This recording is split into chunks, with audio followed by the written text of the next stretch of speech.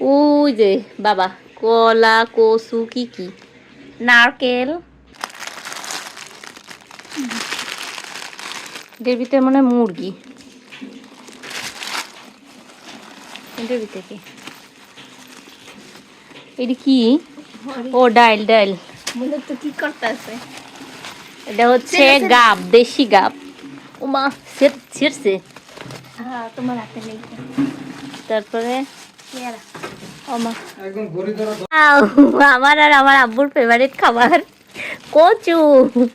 ওই নিচে কি জানি কয়, আরেকটা নিচে বই মনে হয়। এটা হচ্ছে কচুর লতি, আর কচুর লতি হচ্ছে আমার আব্বুর আর আমার অনেক পছন্দ। এটা হচ্ছে চিংড়ি মাছ দিয়ে আর কি ভাজা ভাজা করলে ভালো লাগে খেতে। আমার শাশুড়ি মূলত আমার জন্য অনেক কিছু পাঠিয়েছে, কচুর লতি, তারপরে দুধমান কচু, পেয়ারা, আর এখানে হচ্ছে খুদের চাল দিয়ে হচ্ছে ভর্তা ভার্তি খেতে বেশি মজা।